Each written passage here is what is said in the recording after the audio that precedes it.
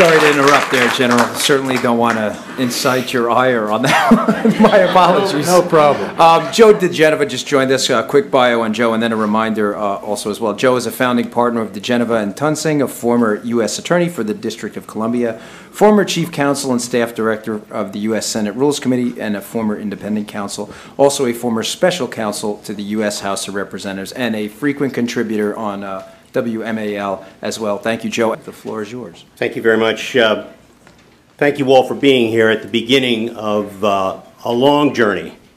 A journey that should have happened a long time ago, but was stopped by incompetent leadership in the House of Representatives and incompetent chairman in the House of Representatives.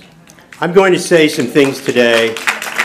That will not sit well with a lot of people on Capitol Hill, particularly Republicans. But let me just say this from the outset. I'm a Republican, and I don't like the way we've performed as Republicans in the House of Representatives on Benghazi.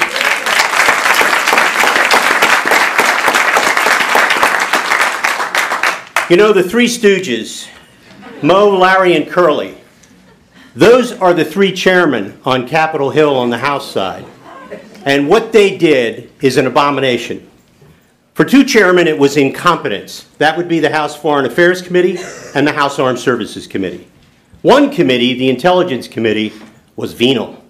The chairman of that committee, Mike Rogers, actually subverted the investigation into Benghazi. And that's why he's not coming back to Congress. That's why he retired. That's why out of the blue, when no one saw it coming, Mike Rogers decided he wasn't going to seek another term. The reason was very simple. He had a revolt on his committee. Mike Rogers and his senior staff, one of whom is Mike Allen, who is now working with the Clinton Consulting Group in New York City. Mike Allen and his staff performed miserably in trying to find out what happened. Let me give you one example, and it's the only one you'll need to hear about his committee. After a year and a half of investigation, many key people had not been called by the House Intelligence Committee and Chairman Mike Rogers. But you know the one they didn't call until the very last minute when things really got hot? The Chief of Station. The Chief of Station was the last witness that Mike Rogers called. You know what? I've worked on the Hill for a long, long time. I've conducted criminal investigations as a U.S. Attorney. I've conducted investigations for the House and Senate. You know who the first person you call is if you're investigating Benghazi? The Chief of Station. Now, why did Mike Rogers not want to call the Chief of Station? Because he was the man who knew too much. There's a real simple story about why this investigation has taken so long, why it has been incompetently handled, and why it has, to the Democrats' advantage, delayed the day of reckoning and made people tired of hearing the story.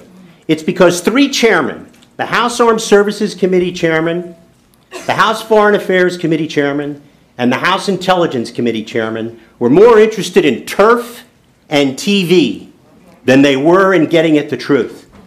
And if everybody had listened to Frank Wolf from the very beginning and done a select committee, we would be way, way, way far along in knowing the truth. And the Democrats were expert at delay, dilatory tactics, and preventing the truth from coming out. And our three chairmen were complicit with them because they worried about turf, they worried about their client agencies, and they worried about getting credit. That's not what this is about. There are 4 dead Americans, many wounded, psychologically, physically injured people who deserve to have the truth come out. And it will now. I have utmost confidence in Trey Gowdy and Jim Jordan and the people on that committee. But make no mistake about it. We cannot avert our eyes from what has happened here over the last year and a half. We have been denied the ability to honestly get to stuff. And we have allowed the enemies of this investigation to help subvert it by the complicity of these three chairmen.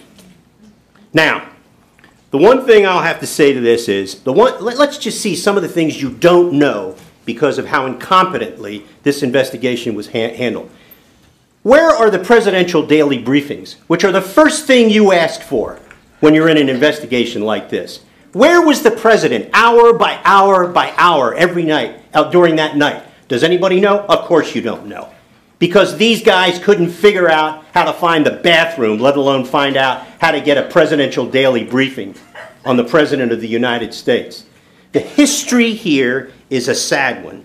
Where was Secretary Clinton hour by hour? If you read her book, you won't find out. You won't find out. Where was she hour by hour? We do know, by the way, General, about the fest. I represented the man who runs the fest at the Department of State during the hearings. And you know what? The first thing that happened after the live intelligence came that there had been an attack was he did what he always does. He called the Secretary's office and the Deputy's office and said, when is the fest going to meet? And you know what he was told? There's been a deputies meeting at the White House and the fest is not going to be deployed. For the first time in history, in an incident involving an embassy after the creation of the fest was not deployed. And when he tried to find out why, he was denied access to meetings. He wasn't given answers. That story was not properly told by the three committees on the Hill. The bottom line is this. We've got a lot of work to do. People out there listening to this and watching online, stay tuned, get engaged, get involved. Let the members on this select committee know that you care. There's a story to be told here that must be told. There is also a president who needs to be held accountable. A president who has become the president that Richard Nixon always wanted to be. He has become a man drunk with power, abusive of the Constitution, and lawless, assisted in that effort by the Attorney General and a Secretary of State.